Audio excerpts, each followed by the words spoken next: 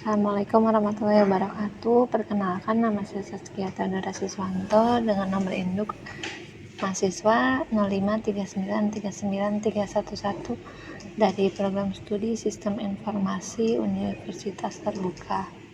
Pada kesempatan ini, saya akan mempresentasikan program aplikasi restoran sederhana yang saya bangun menggunakan bahasa pemrograman Java.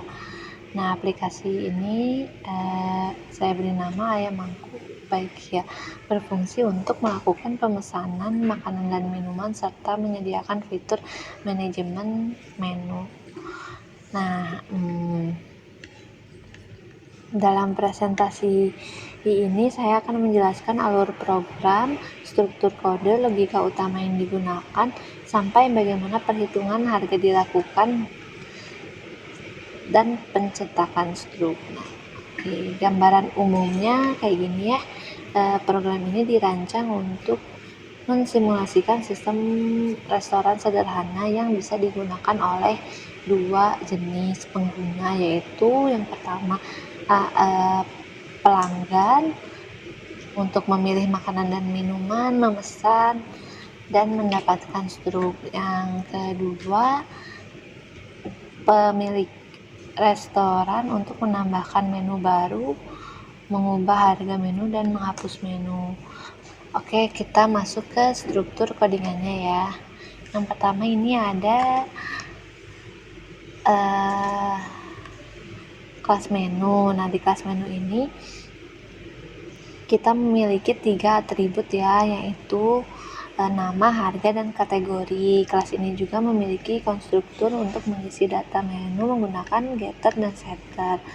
Nah, metode toString ini digunakan untuk menampilkan menu dalam format rupiah.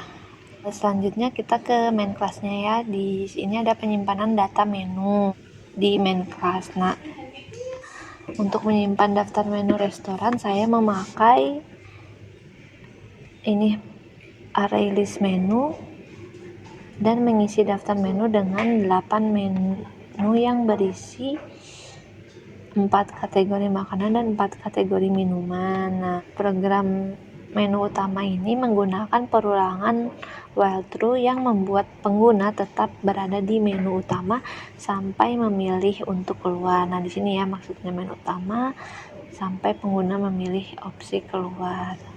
Nah, bagian menu utama ini menggunakan struktur control switch case untuk menentukan aksi berdasarkan input pengguna.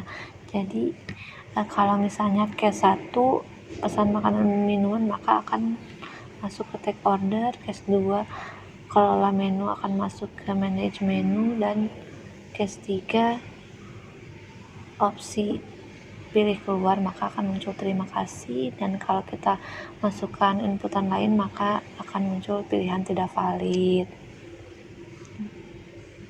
Nah, untuk menampilkan daftar menu saya membuat function khusus untuk menampilkannya, yaitu diambil dari array list yang tadi, lalu dilakukan pengulangan untuk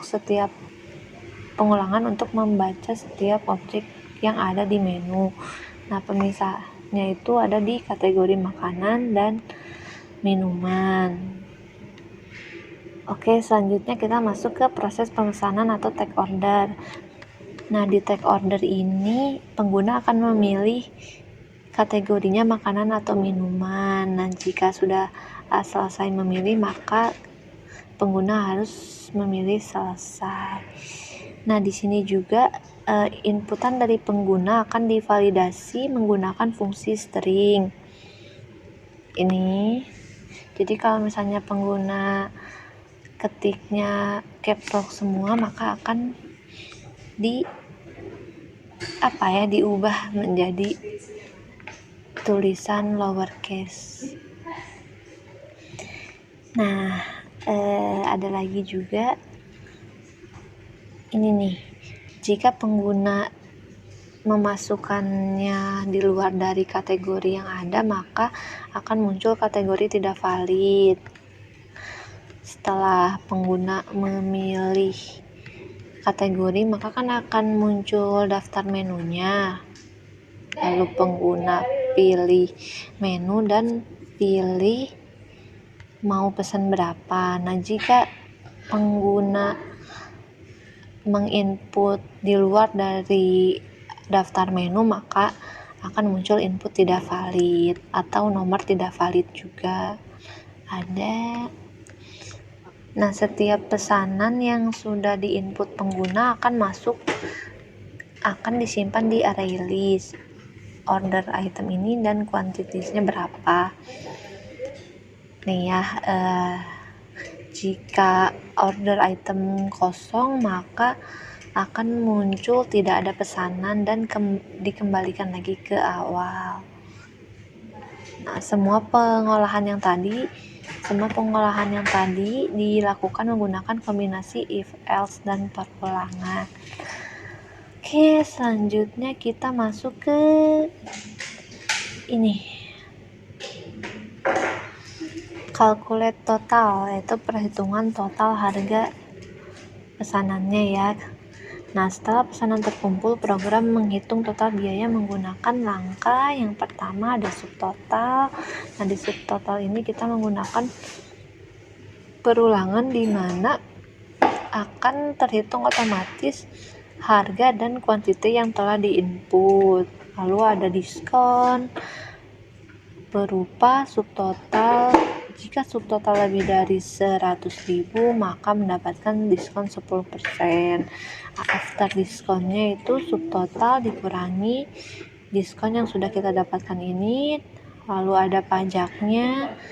Setelah diskon dikali 10%, lalu service fee-nya 20.000, dan kemudian keseluruhan totalnya itu after diskon ditambah pajak dan ditambah service fee-nya. Oke, selanjutnya kita masuk ke pencetakan struk ya. Nah, di cetak struk ini saya membuat metode khusus, yaitu menampilkan setiap item dan jumlahnya yang tadi order item dan quantity, terus ada subtotal, ada diskon, total setelah diskon, pajak, biaya layanan. Nah, di sini tuh ada diskon khusus untuk buy one get one jika subtotal lebih dari 50.000, sama seperti yang diskon 10% jika subtotalnya lebih dari 100.000. Nah, buy one get one ini hanya untuk kategori minuman saja. Jadi kalau misalnya ada pemesanan lebih dari 50.000 maka akan mendapatkan diskon akan mendapatkan gratis satu minuman yang bisa. Oke, langkah terakhir kita akan coba running programnya ya.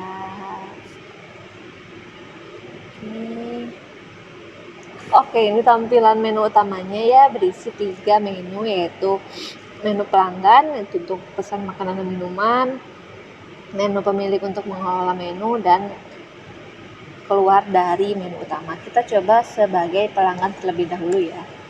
Nah, daftar menu makanannya setelah kita memilih sebagai pelanggan itu langsung ada kategori makanan dan minumannya.